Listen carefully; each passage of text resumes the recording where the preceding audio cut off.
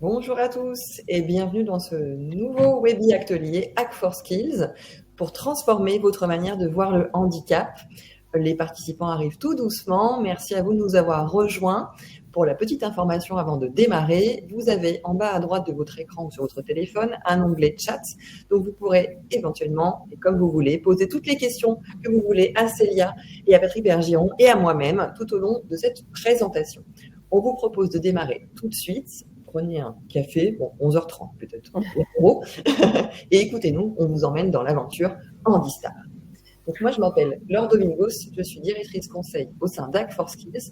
On est l'agence conseil en développement RH et en communication RH du groupe Actual, et je suis accompagnée, non pas des moindres, de Célia. Enchantée, je suis Célia Guevara, je suis responsable pédagogique de l'entreprise Hack for Skills que vient de présenter Laure. Et du coup, co-créatrice du jeu Handistar qu'on va vous présenter aujourd'hui. Parfait. Et on est aussi accompagné d'un invité surprise et mystère. Monsieur Bergiron vous laisse vous présenter. Ah, je me présente. Oui. Alors, je m'appelle Patrick Bergiron, je suis retraité depuis 3 ans. Après 41 années de travail à temps plein en milieu professionnel dit ordinaire. J'étais éducateur et pendant plus de 30 ans, je me suis occupé de jeunes en grande difficulté, notamment sur la question des addictions, des drogues.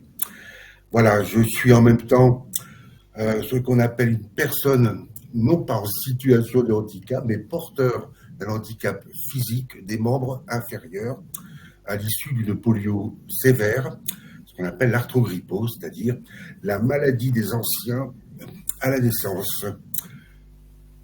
Et puis, tout va bien.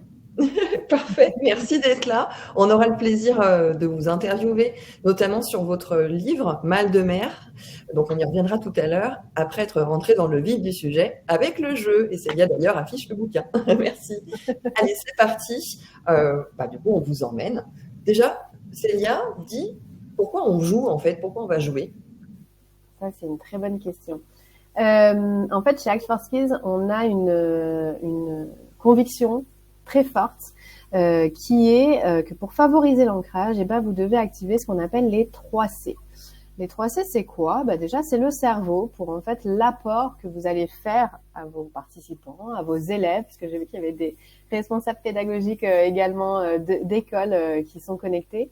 Donc, pour favoriser l'ancrage, déjà, il faut que vous fassiez un apport avec le cerveau.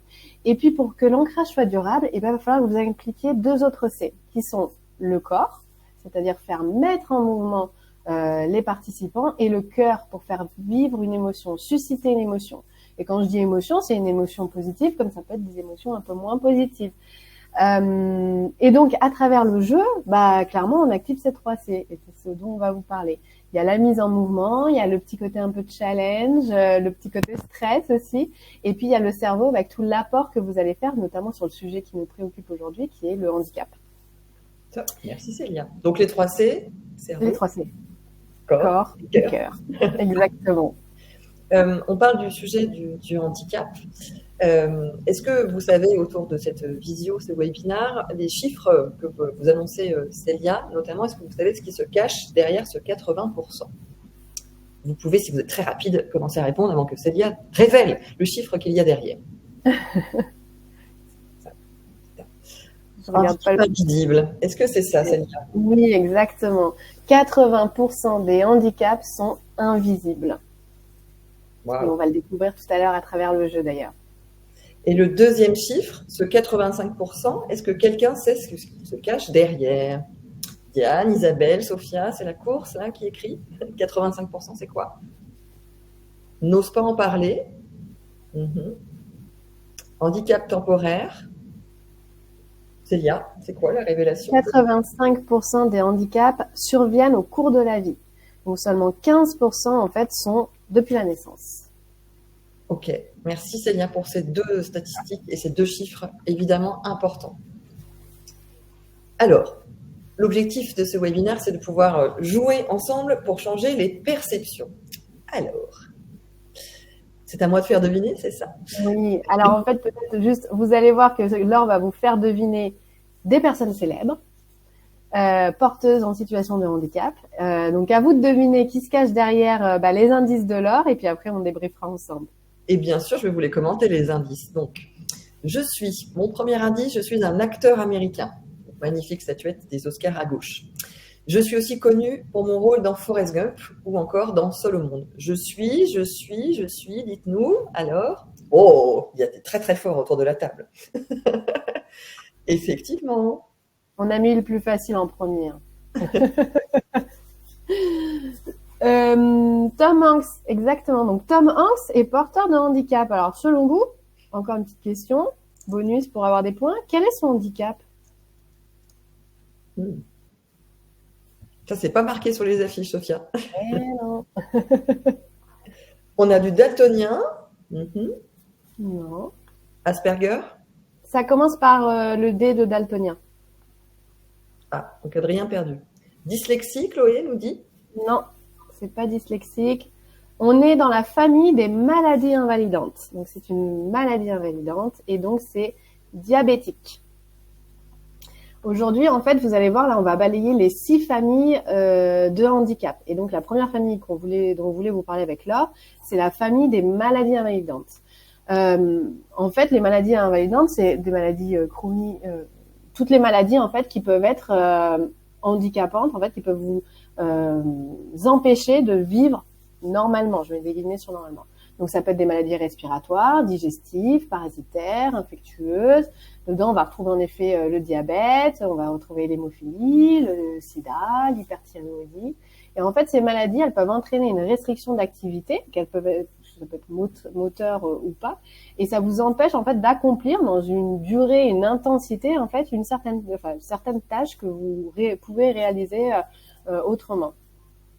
Et aujourd'hui, près de la moitié des maladies invalidantes sont d'origine respiratoire ou cardiovasculaire. Je vous en dis pas plus parce que le second, je vous parlerai d'une autre maladie invalidante sur le prochain personnage à faire deviner par Laure. Tout à fait. Du coup, on est parti. Et pour info, ce qu'on est en train de faire, et ce qu'on va continuer sur les minutes qui arrivent de pouvoir deviner les personnes, les handicaps des personnes célèbres, c'est un jeu dont, Célia, tu nous parleras tout à l'heure en live. Donc là, vous faites vraiment l'expérience de Handistar. Alors, la deuxième personne. Là, c'est plus difficile. Je suis né le 15 août 1769. Je suis un empereur et je suis mort à Sainte-Hélène. Je suis, c'est à vous de jouer. Ah, c'est facile, en même temps, on va me le dire aussi, c'est sur la fiche. Tu as toujours voulu être pour question pour un journal, Tout à fait. On a Bonaparte. Oui, Napoléon, exactement. Donc Napoléon, c'était quoi son handicap selon vous? Je vous ai un peu aidé en disant que c'était dans la famille maladie invalidante. Donc il a une maladie. Il avait une maladie. Oui, parce que mort à Sainte-Hélène. Ah, ça sèche un peu, Célia, là. Ça sèche. Je ne l'ai pas cité tout à l'heure exprès pour ne pas vous donner trop d'indices. En fait, Napoléon, il avait un cancer. Donc, est-ce qu'on est tous bien d'accord que le cancer peut être aujourd'hui considéré comme un handicap et du coup que vous pouvez avoir une RQTH? Souvent, quand on fait ce jeu, ce qui se passe, c'est que les participants nous disent « Attends, on a un cancer ou le diabète, c'est pas un handicap ». À partir du moment où en fait ça vous impacte, ce que je disais tout à l'heure en fait dans votre quotidien, c'est considéré comme un handicap. Donc aujourd'hui, vous pouvez, si vous avez un cancer, faire une demande de RQTH. Ce qui est intéressant à expliquer, notamment avec ce personnage, c'est que aujourd'hui, un handicap, vous pouvez avoir un handicap dit permanent, c'est-à-dire tout au long de votre vie, comme vous pouvez avoir un handicap dit temporaire, c'est-à-dire sur une période donnée. Aujourd'hui, imaginons si j'avais un cancer, je serais en situation de handicap, et si je suis guérie de mon cancer, je ne suis plus en situation de handicap. Donc les maladies invalidantes, elles peuvent être momentanées, permanentes, voire évolutives aussi avec le temps. C'est très parlant sur notamment le cancer. Et pour info, alors j'ai cherché un petit peu avant de faire le webinaire, aujourd'hui on estime, enfin en tout cas en 2023, les chiffres selon l'Institut national du cancer, c'était 433 136 le nombre de nouveaux cas de cancer en 2023, pour vous donner un ordre d'idée. Et je parle de nouveaux cas de cancer, hein, pas du nombre de cas de cancer en France, du nouveau cas de cancer en 2023, 433 136. Pour le coup, le cancer, on remarque, mais bon, on ne va pas faire une parenthèse là-dessus, mais qu'il y a une nette augmentation en fait, mais partout, sur tous les territoires. Et ça rejoint la statistique que tu disais tout à l'heure, de 85% des handicaps surviennent au cours de la vie. C'est exactement. Tu as complètement raison, ouais. Donc là, pour le coup, en effet, ça arrive au cours de votre vie. Donc, vous pouvez avoir un cancer à un moment de votre vie, puis après, vous pouvez avoir un autre handicap qui se déclenche. Donc, voilà, tout peut se passer et ça peut être temporaire ou permanent. Et je fais un petit big up à Cynthia et à Sophia qui, pour l'instant, ont tout juste. On continue avec la spiritualité. Alors, je suis entrepreneur et inventeur, américain, l'aigle au milieu, et la fameuse pomme croquée. Je suis. Ah, ça c'est plus dur, hein, ça se complique. Alors, ça se bat. Fatoumata, Steve, Jobs. Ouh là là, Newton. On l'appelle par son prénom, c'est non, Steve. Oui, bah, bravo du coup. C'est qui, c'est Fatoumata? Bravo, oui. C'est en effet Steve Jobs. Alors, quel est son handicap à Steve Jobs? Allez, on est encore à la chasse au point. On aurait dû faire un compte, en fait, là. Oui, c'est ça. Là, je compte. Pour l'instant, c'est Cynthia et Sophia qui sont en tête. Alors, le handicap de Steve Jobs. Alors, on a autisme, cancer. Alors oui. Alors, en fait, Steve Jobs, sur cette carte, pour le coup, on peut parler de 2 handicaps, puisqu'il est porteur de 2 handicaps. Il était dyslexique. Donc, il avait un handicap permanent. Donc, dyslexique. Vous vous souvenez, en fait, toute la famille des dyslexie, dyspraxie, dysorthographie, dyscalculie, dyspraxie, je crois que j'en ai pas oublié. Ça fait partie, en effet, d'une catégorie de handicap, on le reverra tout à l'heure. Et en effet, à la fin de sa vie, il avait un cancer qui, malheureusement, l'a emporté. Donc, cette carte, pourquoi j'ai voulu vous la mettre? Pour vous montrer que aujourd'hui, on peut avoir un comme plusieurs handicaps offerts au cours de sa vie. Et du coup, ça regroupe bien aussi avec ce que disait Laure au début, 80% des handicaps sont invisibles. Pour le coup, c'est de là le soin. Ok, merci Célia. On continue? Là, ça va être facile, hein. C'est comme le port-salut, c'est écrit dessus. Je suis un acteur et réalisateur. Je suis britannique. Vous voyez les petits cookies avec le thé ou le café. Et je suis surtout l'acteur éponyme, l'acteur émérite du Silence des agneaux.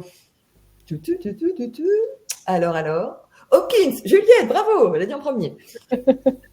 Fatoumata. On aurait dû faire des plus compliqués. J'ai l'impression qu'ils sont très forts aujourd'hui. Ou mettre des buzzers, tu sais. Oui. Donc oui, Anthony Hopkins. Alors lui, pour le coup, quel est son handicap? Je vous donne un indice, ça fait partie de la famille des handicaps mentaux. Alors, là, ça se bouscule un peu moins. Alors, ça sèche. Fatoumata. Bipolaire. C'est ça. Sophia. Sophia au taquet aussi, merci Sophia. Chloé, qu'est-ce que tu nous dis? Bipolaire aussi. Adrien, cannibale. Oh là là, ça part trop loin. Non, il avait le syndrome d'Asperger, Anthony Hopkins. Donc, comme je vous l'ai dit, ça fait partie de la famille des handicaps mentaux. Donc, la déficience mentale, c'est quoi? En fait, c'est une réduction des facultés intellectuelles. C'est dur à 11h30 de faire un webinaire. Qui peut, pour le coup, prendre des formes très variables. Et en fait, selon le degré du handicap, il va être léger ou plus lourd, en fait, la personne présentera un degré d'autonomie plus ou moins important, en fait. Et du coup, aura besoin d'une attention plus ou moins importante également. Dans cette famille-là, vous allez retrouver également la trisomie et d'autres handicaps. Donc oui, le bipolaire également, ce sera dans cette famille-là aussi. Et voilà, c'est tout ce que j'avais raconté. Ok. On passe à un autre registre. Alors, je vais pousser la chansonnette. Juliette, je ne fais pas aussi bien que toi. Alors, je suis une chanteuse américaine et surtout, c'est Baby One More Time. Alors, chante bien. Impeccable. Britney, Cynthia, bravo, tu es en top des réponses. Il est fan, Cynthia, je pense, de Britney. Oui, c'est bien Britney Spears. Alors, quel handicap Britney Spears? Alors, en fait, on va trop vite, du coup, tout le monde a du mal. Oui, ils sont vraiment au taquet aujourd'hui. Alors, le handicap de Britney Spears, ça sèche. C'est trop dur, je pense. Bipolaire. Bipolaire. Est-ce que c'est bipolaire, Célia? Non. Mais oui, en effet, je comprends qu'on sèche parce que la plupart des gens ne mettent pas sur handicap, non, enfin, ne considèrent pas ça comme un handicap. Ça fait partie, en fait, elle a un handicap qui fait partie de la famille des handicaps dits psychiques. Et en fait, Britney Spears, elle est boulimique. Ok. Aujourd'hui, tout ce qui est attrait à la boulimie, à l'anorexie, etc., est considéré en fait comme un handicap. Toujours, souvenez-vous en fait, est considéré comme un handicap quand ça vous impacte en fait sur votre quotidien et que ça vous empêche en fait de faire certaines tâches. Et pour le coup, la boulimie ou l'anorexie, je peux en parler de mon cas pour avoir été anorexique pendant des années. Clairement, c'est un vrai fléau et ça vous impacte dans votre quotidien. Donc, si on atteint une anorexie très forte, pour le coup, il y a certaines tâches qu'on peut plus faire. Et aussi, ce qui se passe, c'est tout ce qui se passe en fait dans le cerveau. C'est toute l'histoire qu'on se raconte par rapport à la nourriture qui devient un handicap. C'est-à-dire qu'on finit par ne plus vivre parce qu'on pense qu'à ça. Donc oui, aujourd'hui, vous pouvez faire des demandes de RQTH, notamment pour la boulimie, l'anorexie, et pour d'autres qu'on va voir tout de suite après avec le prochain personnage. Donc, famille des handicaps psychiques. Ok, oui, il y a du niveau, Chloé, tu as raison. Je ne vais pas repousser la chansonnette, sinon je vais perdre tout le monde. Je suis un acteur américain, Oscar, l'Aigle, États-Unis, et surtout, je représentais Madame Doubtfire. Qui suis-je? Robin Williams. Bravo, Cynthia. Un collab, Cynthia, bravo. Ouais, exactement. Alors du coup, Robin Williams, alors il en a parlé, enfin en tout cas on en a parlé pendant une période. Quel est son handicap selon vous? Alors, dépression, nous dit Juliette, Sophia, Cynthia, dépression, Adrien, démence. Dépression chronique, Robin Williams, exactement. Donc pareil, ça fait partie de la famille des handicaps psychiques. En fait, les handicaps psychiques, c'est une loi qui est parue en février 2005, si je me souviens bien, qui, pour la première fois, en fait, a reconnu la notion de handicap psychique. Et aujourd'hui, selon l'OMS, un Français sur 5 sera touché par des troubles psychiques c'est un chiffre qui date de 2020. J'ai pas trouvé plus récent, malheureusement. Donc, en 2020, l'OMS considérait qu'un Français sur 5 serait touché par des handicaps psychiques. Aujourd'hui, dans la famille des handicaps psychiques, en fait, c'est la conséquence d'une maladie psychique. Donc, dedans, vous allez retrouver tout ce qui est phobie, anxiété généralisée, tout ce qui est phobie sociale aussi, les peurs paniques, les troubles obsessionnels compulsifs, donc tout ce qui est TOC, pour le coup, vous allez le retrouver dedans. Un acteur très célèbre aujourd'hui qui est atteint de TOC, c'est Leonardo DiCaprio. Okay. Et pour le coup, Leonardo DiCaprio, pour le coup, il a joué un film qui s'appelle Aviator, dans lequel il était pilote. Et ça, l'histoire, c'est d'un aviateur en fait qui était bourré de TOC. Et en fait, il raconte dans une interview que ça a encore dupliqué encore plus ses TOC à lui. Donc vous allez retrouver également donc tout ce qui est TOC, schizophrénie. Et dans cette famille, vous verrez qu'il y a une classification. Il existe en fait une différente classification des troubles psychiques. Et en fait, on distingue classiquement 3 grandes entités dans lesquelles vous allez retrouver les névroses, psychose et ensuite autres troubles, pardon.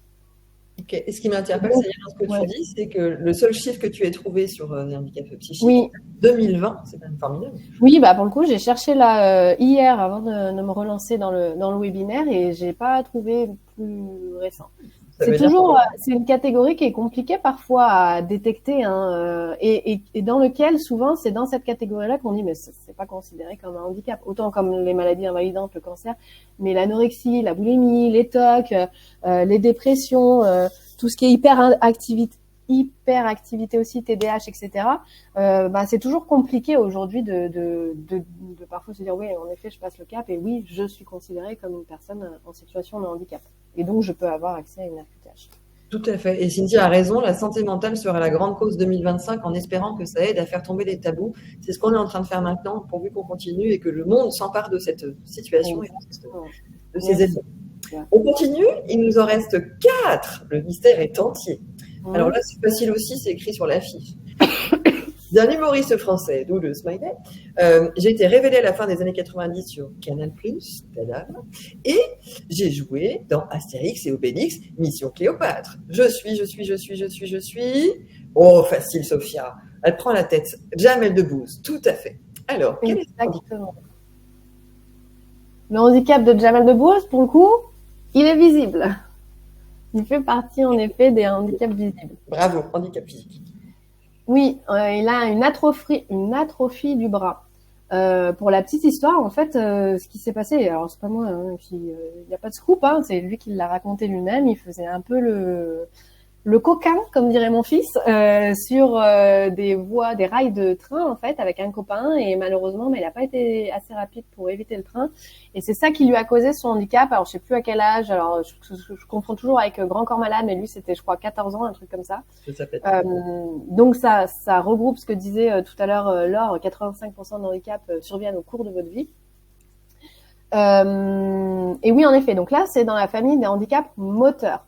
Pour le coup, il s'agit de l'ensemble des troubles qui peuvent entraîner une atteinte partielle ou totale de la motricité.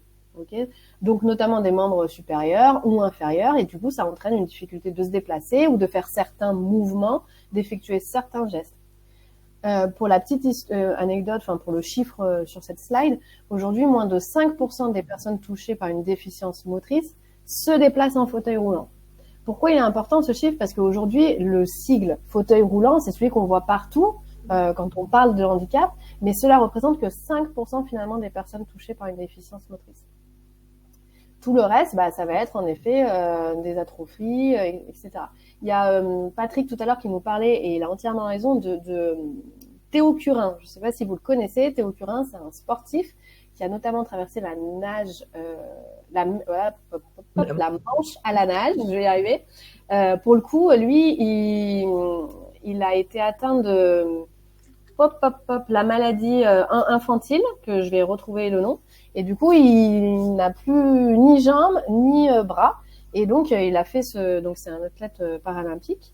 Et pour l'histoire, et c'est hyper fort, je trouve, comme message, il va présenter, je ne sais pas si vous l'avez vu, mais il va présenter une émission sur France 2, vue en fait par le grand public, qui s'appelle Slam. Et c'est la première fois, en fait, qu'aujourd'hui, on a une personne en France atteinte, enfin, en tout cas, avec un handicap visible, qui va présenter une émission à grande échelle. Donc, c'est un message hyper fort, et c'est pour ça qu'on souhaitait aussi vous en parler aujourd'hui et le faire passer. Donc, les mentalités changent. Cynthia, elle a entièrement raison. C'est un sujet dont on doit s'emparer aujourd'hui dans la société au quotidien et également dans les entreprises. Et voilà, c'est chouette de voir des institutions comme France 2 aussi montrer ça en fait à l'image, et que chacun puisse en fait voir ça. Et Cynthia nous disait que c'était la méningite, je ne sais pas si c'est ça. Oui, voilà, merci, exactement. Donc c'est une maladie infantile en fait assez fulgurante, et donc il a perdu ses 4 membres en fait suite à cette maladie. Wow. Donc vous pouvez aller voir, il a un compte Instagram et il y a pas mal de documentaires sur lui qui sont assez poignants et très intéressants de voir aussi comment l'histoire que tu te racontes autour et comment tu passes aussi au-dessus de ça et comment t'en fais finalement une force, puisqu'il en a fait une vraie force. Il a fait aussi Pékin Express. Enfin voilà, donc on peut aussi, comme je sais plus la phrase qu'il a dit, mais vivre en fait normalement. Il nous en reste 3. Allez go. 2 compteur. Hop. Alors là, on passe au niveau musique. Je suis un compositeur célèbre. Je suis né en 1770. Je réalise la musique classique et notamment, j'ai réalisé la 9e symphonie. Je suis. Allez. Mozart, Beethoven. Beethoven, exactement. Alors, son handicap. On est dans la famille des handicaps sensoriels. Ah, Cynthia, surdité, Oui. sourd. Fatoumata, Cynthia et Sophia sont en tête. Exactement. Il était sourd. En fait, il a perdu l'ouïe à l'âge de 30 ans.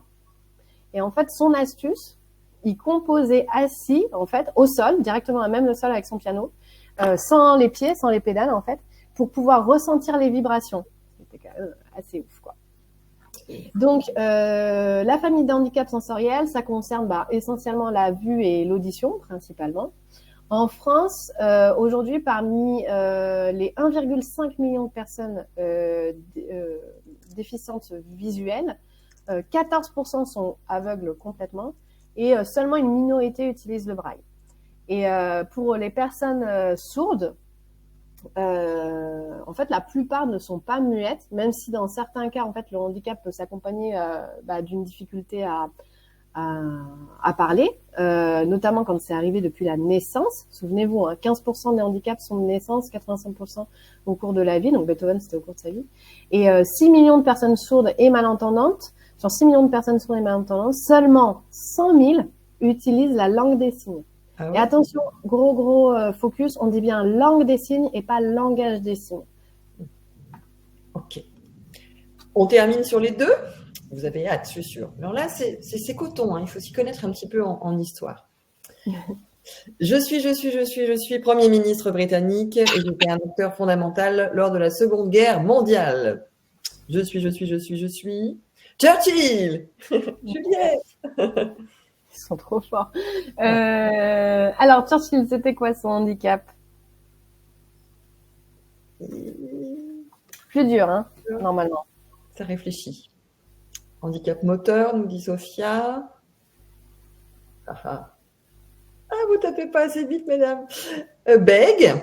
Cynthia nous dit difficile, celui-là. Oui. Alors, Churchill, il était bègue. Et d'ailleurs, pour la petite anecdote, c'est pour ça qu'il apprenait tous ses discours par cœur. Parce que, comme certains chanteurs, en fait, le fait d'apprendre par cœur ou de chanter, le bégaiement, en fait, s'enlève. Donc oui, il était bègue. Donc ça fait partie, en fait, aussi des handicaps sensoriels. Souvenez-vous, sensoriel, c'est tout ce qui est lié au sens, donc auditif, visuel, mais aussi la parole, kinesthésique, etc. Donc ça fait partie de la famille des handicaps sensoriels. Une autre bègue très connue, c'était Marilyn Monroe, pardon. J'allais faire le poup pidou, mais je me suis dit, te lance pas là-dedans. Ça part trop loin. Marilyn Monroe également était bègue. Ok. On passe au dernier, ça passe trop vite. Alors, je termine mon dernier. Julien Lepers, je suis une romancière britannique. J'ai écrit notamment Mort sur le Nil ou Le crime de l'Orient Express. Je suis. Agatha Fatoumata, bravo, elle passe en top 1. Et ça. Alors, Fatoumata, son handicap, Agatha Christie? On leur laisse un peu plus de temps pour répondre. Oui, là, on passe dans la famille dite des handicaps cognitifs. Dyslexie selon Alice. Ah, ça sèche, c'est compliqué. Mais c'est ça, c'est dyslexie. Exactement. Je vous en ai un peu parlé tout à l'heure avec, vous vous souvenez, Steve Jobs, donc qui était lui aussi dyslexique. Mais oui, Agatha Christie, alors pour le coup, une romancière dyslexique, c'est pour ça que j'ai voulu prendre elle, pour le coup, pour aujourd'hui. Handicap cognitif, en fait, c'est quoi? C'est la conséquence de la déficience de grandes fonctions cérébrales, en fait, et notamment portée sur la mémoire, les fonctions exécutives, de perception, de raisonnement, de jugement, de langage. Et dedans, vous allez retrouver en effet toute la famille des dyslexie, dyspraxie, dyscalculie, etc.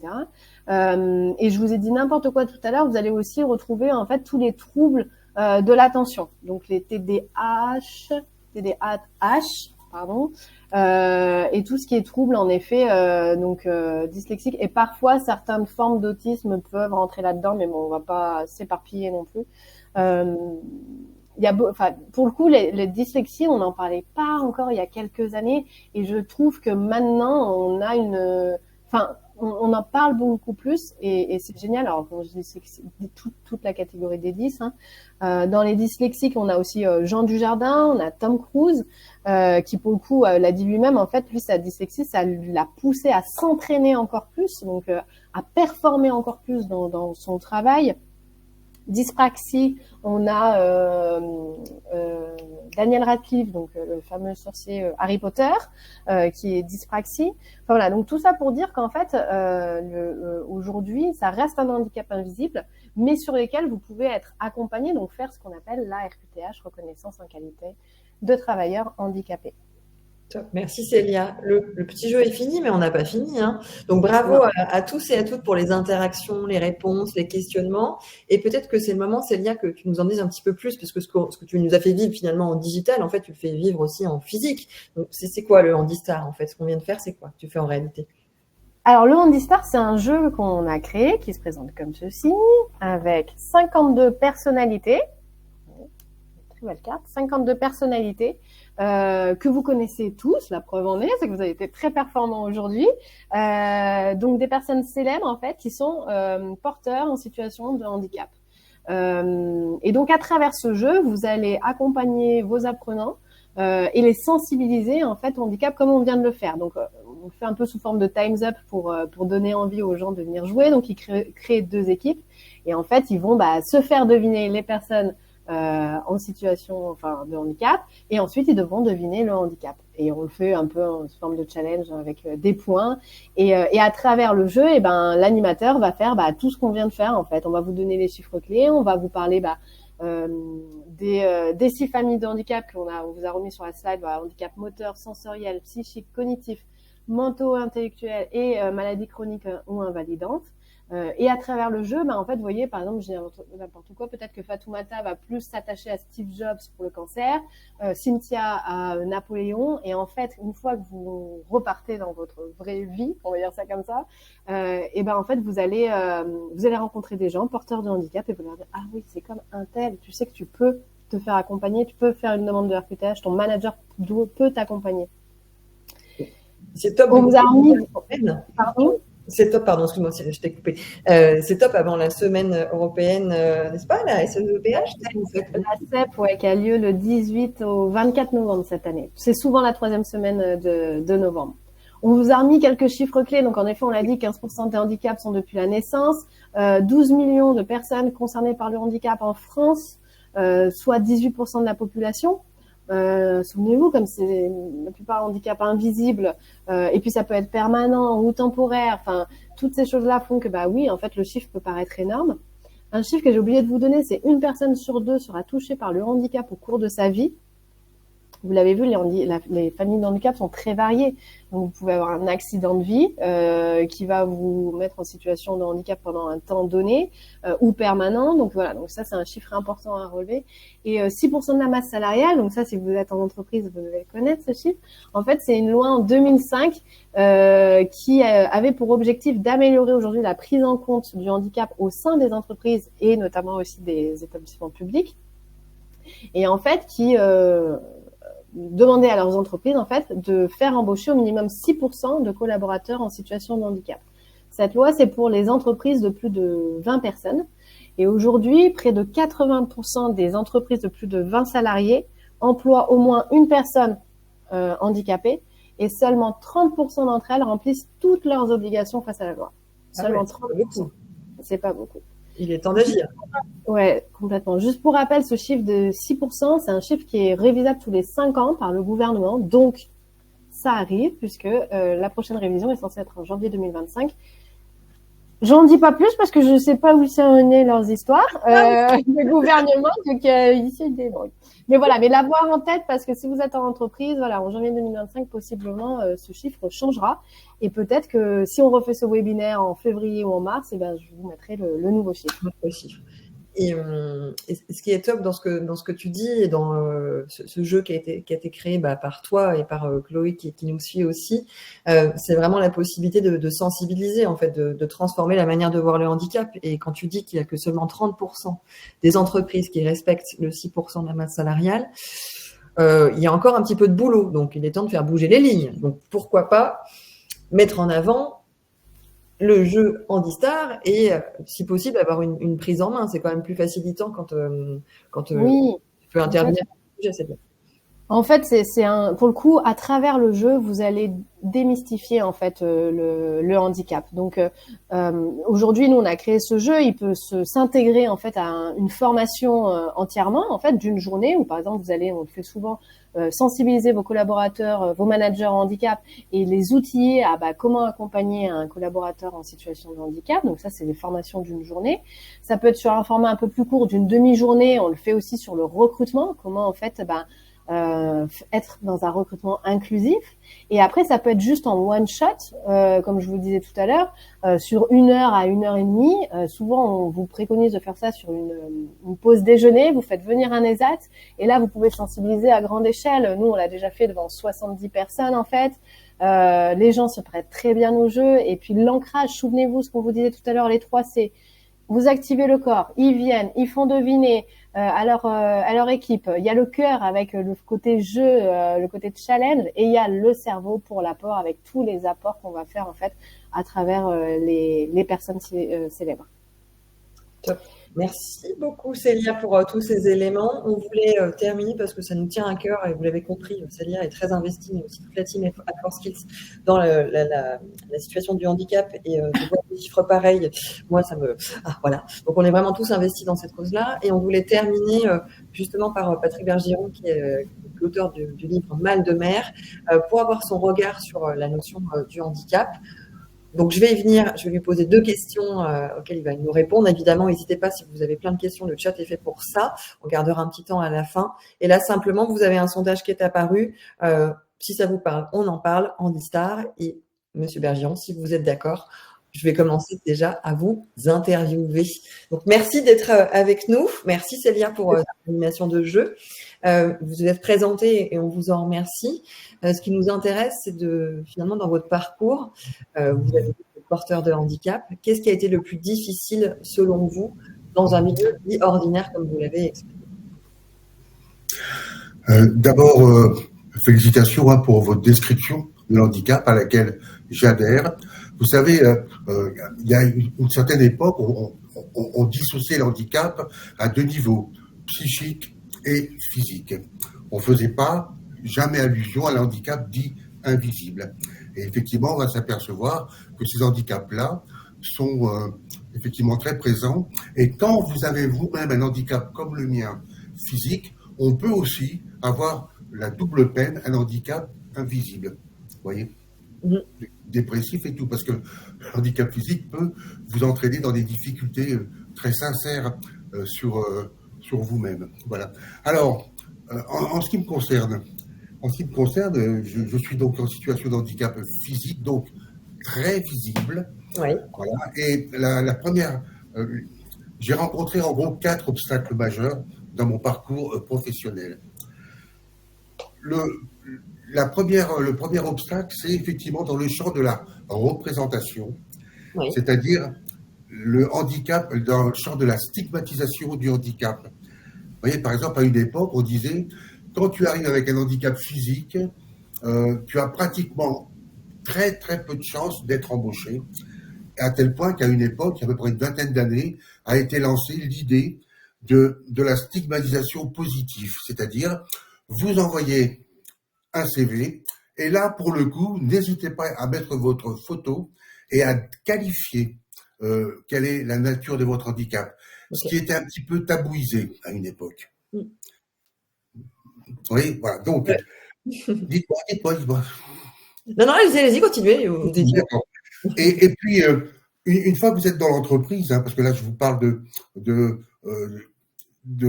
travailler dans le milieu dit ordinaire versus atelier protégé et tout le travail aménagé. Hein.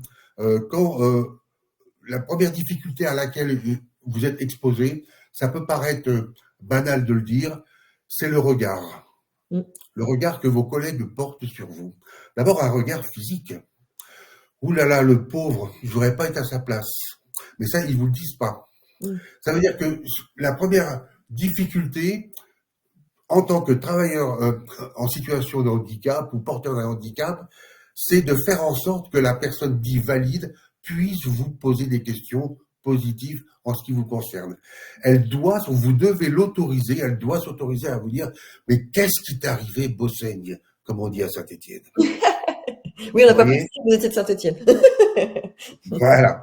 Vous voyez, c'est-à-dire clarifier qui vous êtes, déjà en tant que sujet en situation de handicap, de façon à ce que la personne qui est en face de lui, en face de vous, puisse se mettre en situation d'émotion, elle a le droit, Elle a le droit d'avoir de la compassion pour vous, il faut l'accepter, et de l'empathie, mais aussi ses peurs. Ça, elle peut le dire, elle peut les dire. Et pour ça, il y a trois façons d'y arriver. La première, en parler. La deuxième, en parler. Et la troisième, en parler. On est bien d'accord. Et toujours Alors, sans pour cela, entendons-nous bien, autour d'un repas, mais il ne faut pas que ça nuise sur la qualité du travail professionnel. Hein. Voilà, donc ça, c'est être clair, ne pas avoir peur de se dire à l'autre, mais dans un registre professionnel.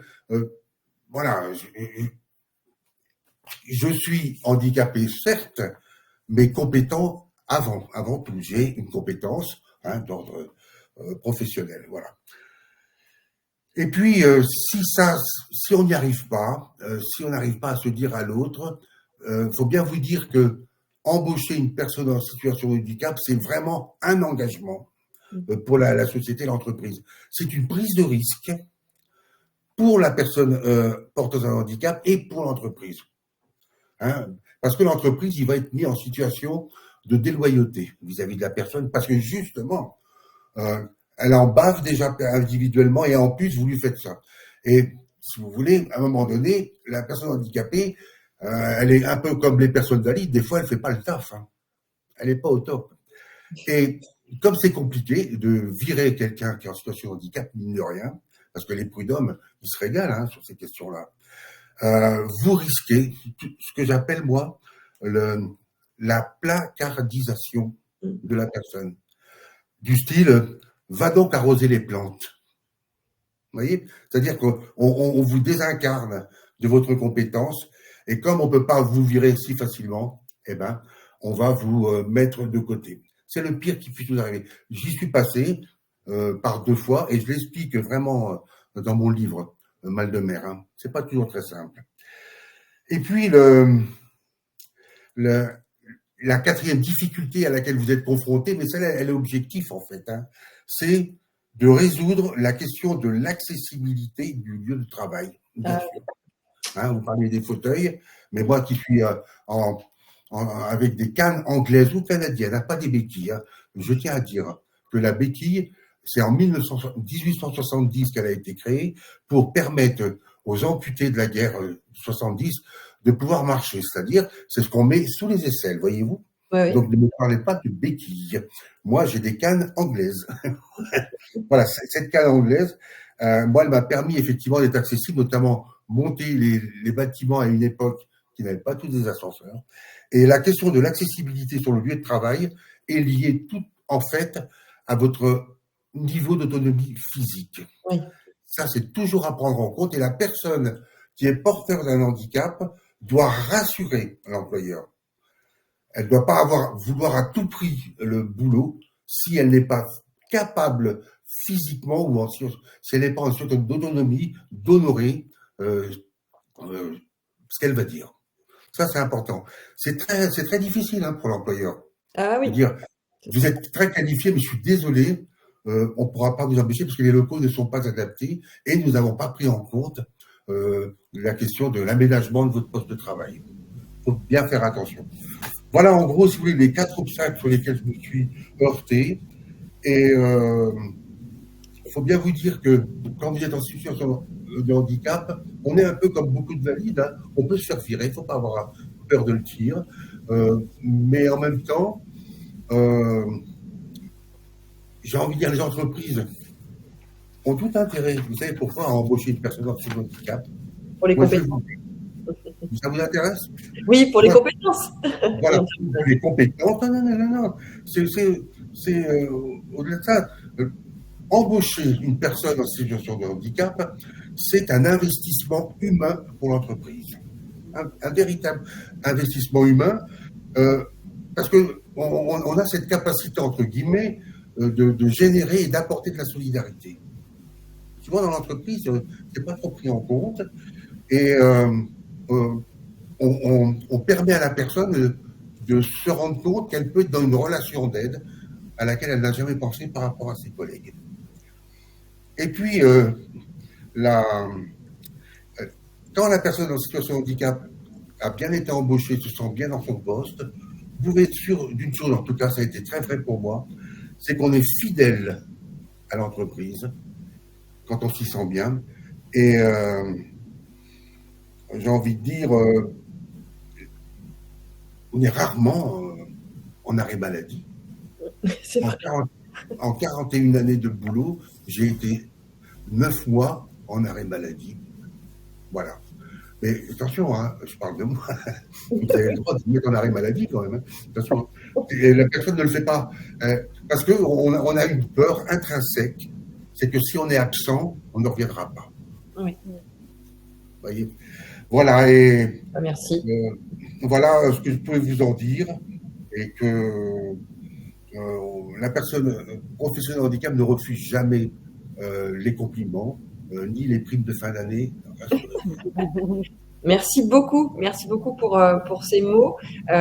Sophia, réagissez à ce que vous disiez. On va passer au temps de questions. Je vois pas qu'il y a de questions, mais au cas où. Sophia disait quelque chose de très vrai. La diversité égale la richesse humaine. Donc, merci vraiment pour votre intervention et ces mots. Votre livre Mal de mer, Patrick Bergeron, est absolument à lire. Et on vous propose, parce que ce qu'on se disait tout à l'heure, c'est vraiment de continuer à faire bouger les lignes pour agir ensemble, qu'on soit porteur de handicap, en situation de handicap, ou je ne sais même plus comment il faut le dire, c'est pas une différence. Voilà, c'est la diversité qui fait notre richesse. Donc, continuez à agir, rejoignez le mouvement Act4Skills pour ce faire. Et la petite dernière chose, en instant publicité, que je voulais faire pour terminer ce webinaire, s'il n'y a pas de questions, c'est aussi que vous pouvez vivre cette animation et en parler autour de vous. Célia sera présente à Toulouse lors des Act4Skills Days. C'est l'édition qu'on réalise avec des clients et des entreprises qui veulent parler d'engagement. À l'intérieur, on a des ateliers dont vous voyez une illustration du jeu Handistar, créé, imaginé par Célia et Chloé. Donc, le 17 octobre à Toulouse, vous avez le lien qui a pu s'afficher un peu en pop-up. À Nantes, ça aura lieu le 7 novembre et à Paris le 5 décembre. Donc, très clairement, agissons ensemble pour faire bouger les lignes. On vous remercie vraiment pour le temps. Merci beaucoup, Célia, pour tout ce que tu nous as partagé. Merci, M. Bergeron. Et on vous souhaite une très, très belle journée et à bientôt, on l'espère. Merci à vous. Merci, au revoir.